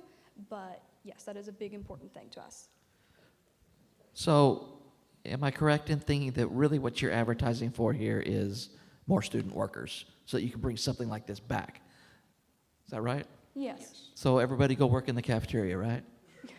Something that's very important to us is the fact that student workers is the first stepping stool to something greater. This is more of a beginning of a bigger opportunity, because the more money we make, because this is also like an alternative money maker too, because instead of just scanning IDs without actually gaining revenue, because realistically, the only way they can get additional revenue that's outside of already prepaid stuff is the shop. So this is something that's alternative to a shop, but something that's more actual food base that other students can choose, And I'm trying to think about this in the more money way, because that's very important to everything. So I'm more of saying this is more like an opportunity to make more money so we can do more things in regarding of buying more produce, getting more meat options, growing the cafeteria to something that can be expanded upon. So that's pretty much how it is. I just wanted some clarification on the timing of when you guys wanted this to be open. Would it be open during regular cafeteria hours, or would it be open during those hours and then certain times in the evenings, or just between meals? I just wanted some clarification on that. Chef said that he would like to have it open around when dinner and or lunch ends, and he would like to have it open a couple hours afterwards, so that way if people can't make it to the main meal, they can still come get something and pick it up. If that's not a possibility, because he's still getting used to everything, he's trying to work out the logistics of the grill, he might settle to having it open on specific days of the week, depending on what he can get, what student workers he can find. Yeah. And also too, we're not trying to have this open every day. We want this to be, if we do have the opportunity to be open every day, because we don't want the student workers to be overworked, which scares them off. See? So we got to start small, and then it's going to be bigger and bigger. It's the same thing. We're going to have one more question, and then we're going to close this one out. All right, yeah, real quick, and I really appreciate everything you guys have done here. For your call to action, you're asking for more student workers. Did you ask any surveys on why their students don't want to work at the CAF? And if so, have you developed any strategies to fix that? That was a survey that we're going to work on Our next step is to find student workers. So our next survey was going to be sent out like, what is the issue with the CAF? Why doesn't it want to work? What can we do about it? What can we tell Chef Gary about that? So yeah, that's our next step, is figuring out why. The main reason was really just not getting paid enough. So we're hoping that with more funding, we can help get more student workers by giving them more money per hour. All right, thank you guys. Let's give them a hand.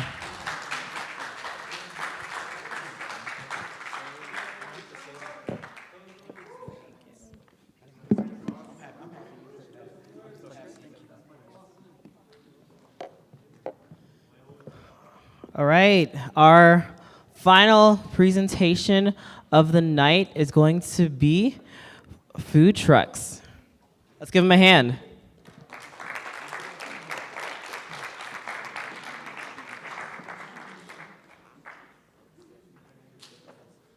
The clicker, it's this middle one that goes forward.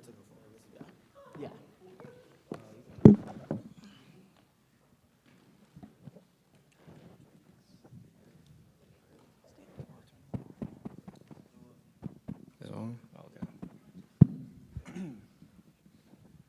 All right, good evening, y'all.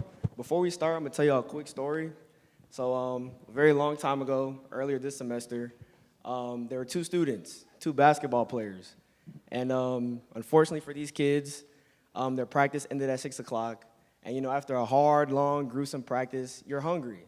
So these two kids were hungry, practice ends at 6, but unfortunately for them, the CAF also closed at 6. So what do? Practice ends, they sprint to the CAF, which is not really a far walk, and they get there, and to their, unfortunate demise, the CAF is closed. So unfortunately for these two kids, they can't eat, they're hungry, they're alone, and they're starved for the rest of the night.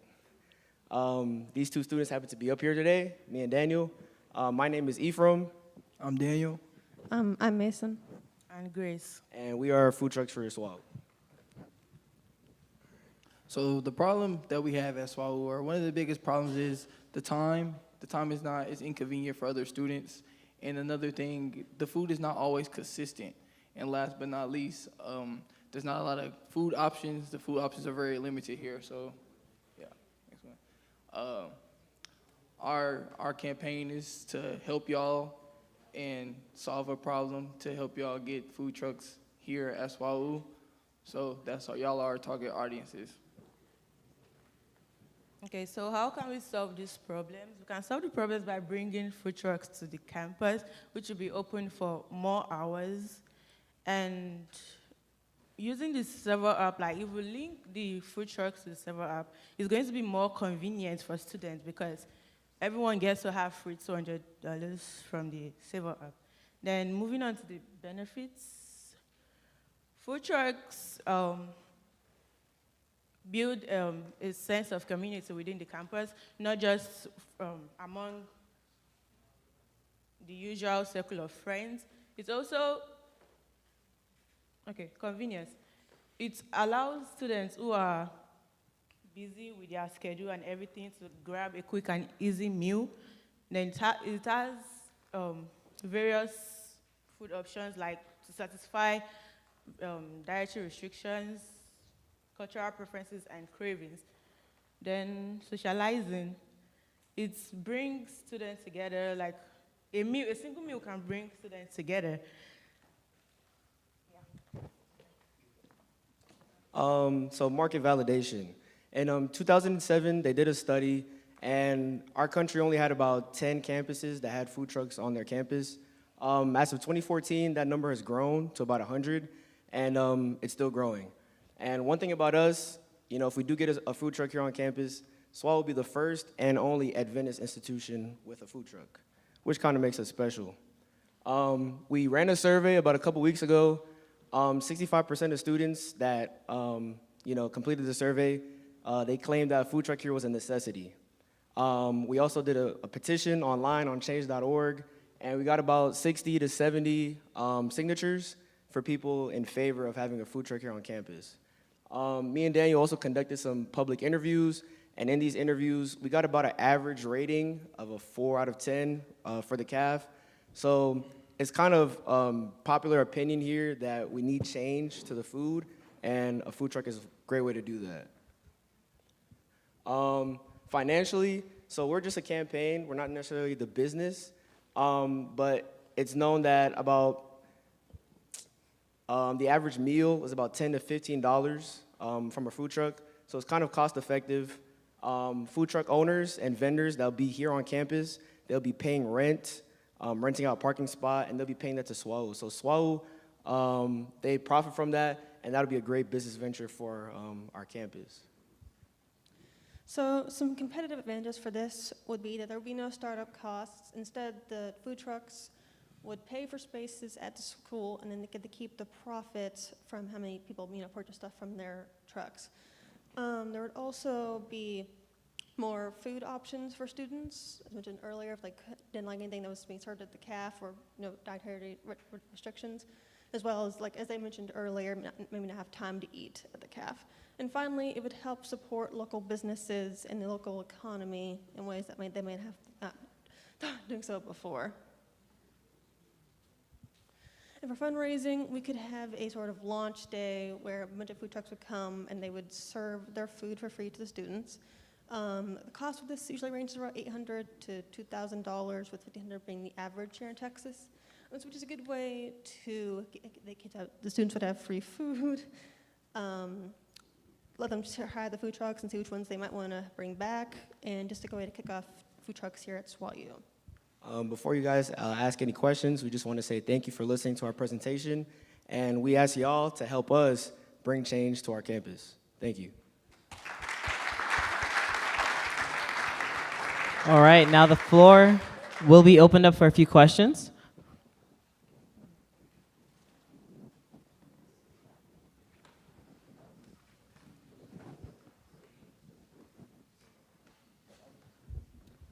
Okay, so the way I see it is you guys are kind of campaigning for exterior food trucks to come into campus and sell. So it's not really a request for our university to provide a food truck that will be operated by students. So have you guys gone out and surveyed food vendors from food trucks that will be willing to come to university, since naturally we're a smaller private university that wouldn't sell as much as a public university? So the plan is, so our first step was to find out the general interest. So by putting out the survey, seeing if you guys even wanted food trucks in the first place. And once we got that data, the next step is to then, like you said, reach out to local vendors, local food truck owners, and see if they're willing to come down here on campus. We just want to bring variety, or just bring different options to our campus. And we feel that once we get the approval from you guys, the approval from administration, we can move forward in our steps to getting food trucks here on campus. So with these food trucks, will we be able to use our food plan for these, or would it just be extra money that we have? Yeah, so the goal is, so right now everybody has the Saver app for the most part. You get $200 on there. Also, we do have the Knights Market, which is in the CAF, and you get about $125 there. So in total, that's about a $300 value, and we want to make that money accessible to people that are wanting to, buy from a food truck. Because not everybody has the money, out of their own pocket to spend on a food truck, obviously. So we want to make the money that the school gives us accessible for that. Any more questions? We can take about a few more. No. Would this be one food truck all the time, or having different ones come in at different times? So the goal is to have 2, maybe even 3 food trucks here on campus. And the goal is to have them here every day. We know, people have busy schedules, they have busy lives, and by having a food truck running from about 12 to 10 every single day consistently gives students here, plenty of options, plenty of available times to get food. All right, thank you guys.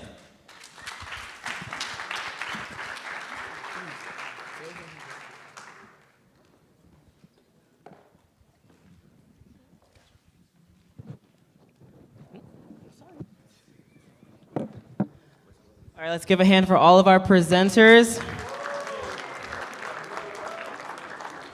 All right, and now it's time for you guys to vote. You guys can scan this QR code and you guys will be able to vote for one of the last two IDs you guys saw, the food truck or the Knight's Grill. All right, you guys can vote on there.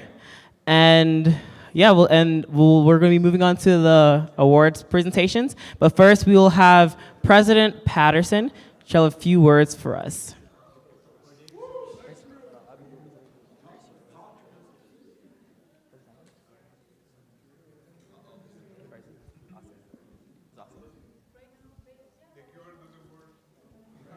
All right. Actually, we have Austin Powell, and he'll talk to you guys. All right. Hey, everyone. On behalf of the administration, I want to thank all our judges for your time. I know your time is the most valuable thing you have, so thank you for giving that to our students here today. For our contestants, thank you very much. You guys had incredible and creative ideas. We applaud you all for your hard work.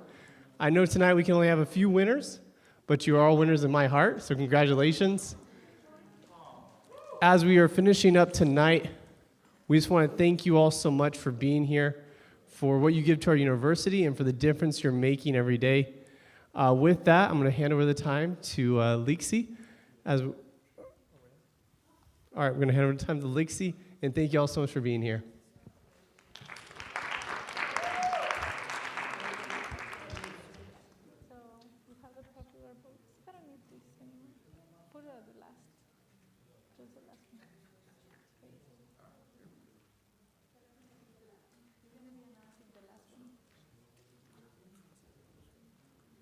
Okay, so we have the winners. So I'm going to ask the judges to come here because they're going to be kind of giving the checks away and for the pictures and all of that. So everyone did a good job, right? But there's always a winner. We have three prizes, first, second, and third. And I'm going to bring the checks, and we're going to say the first one.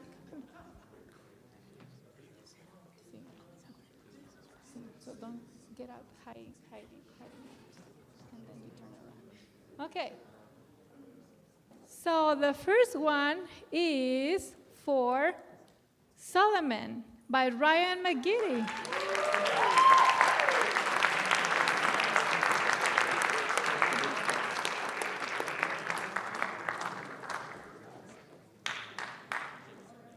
Congratulations, Ryan.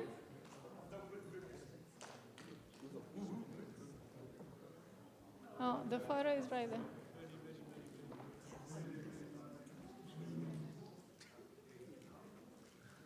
Got it. Thank you. But don't go anywhere. More pictures at the end. So for the second place, we have Gardenia.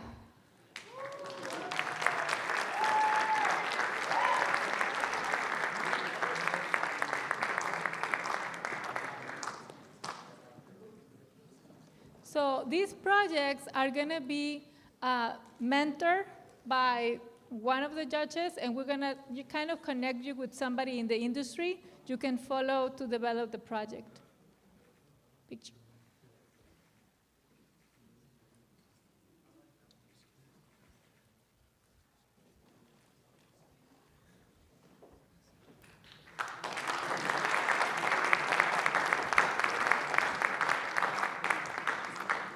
And the first place goes to Kappa, the kinesiology project.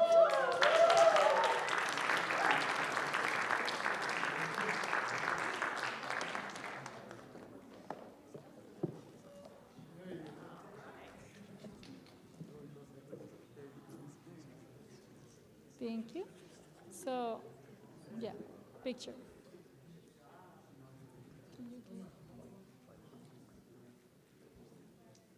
Yeah, at the end, so we can close it.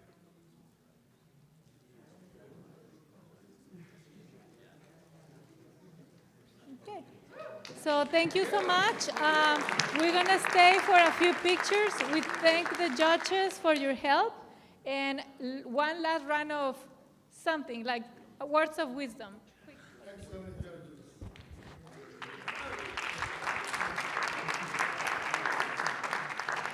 We're so proud of all of you guys. I think this is amazing, and I'm pretty sure that every project has a lot of room to grow. But also, thank you for your participation. My suggestion is that if you believe in your idea, don't let anyone tell you no, because they have not seen the time and the effort and the energy that you've put into it, but also be flexible, because I promise you that when your project comes to fruition, it will not look anything like what you had up here today. I just want to encourage everyone to keep pursuing everything that their vision is leading them to, and if you really believe and stick behind what you think you can achieve here, you absolutely can achieve it. It's just going to question a matter of time and probably a matter of financing, but it's your stick-to-itiveness and your willingness to persist and push it through to completion is really what's going to make it happen. Well, congratulations for each one of you who were enough brave to come here and present your ideas. And I want to tell you that this is a first step in continue growing and learning and developing your ideas.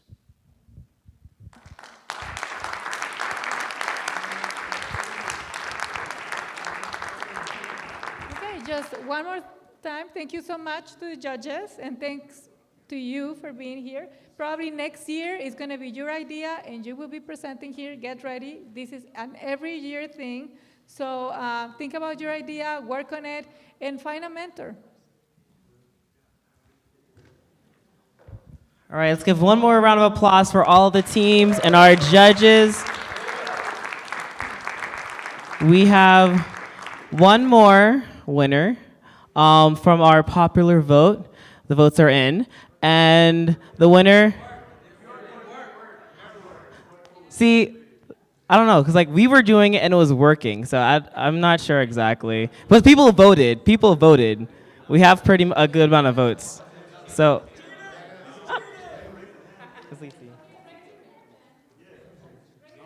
raising hands?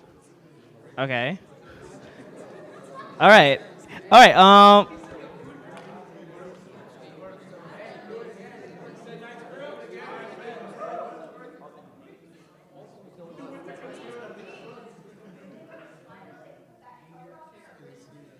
Want to go back to it? All right, hey, real quick. So what we're gonna do? We're back. All right. So if it's not working for you, you can put the code in. If you just go to Slido. Okay, hold on. If you go to slido.com. Hold on, I'm going back to it. Give me a second. If it'll work. There we go. All right. So if you go to the code, if you type in the code, you go to slido.com and type in the code. It will bring up the survey. So I'm gonna give you guys like a minute and a half to do that. Oh, okay. Well then maybe 2 minutes. So.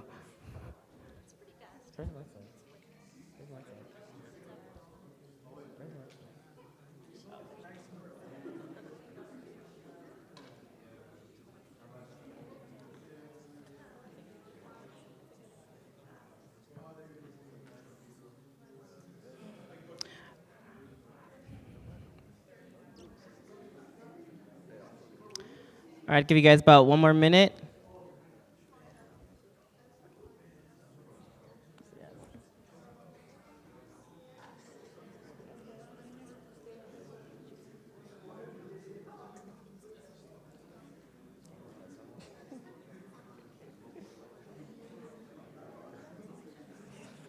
All right, about 30 more seconds.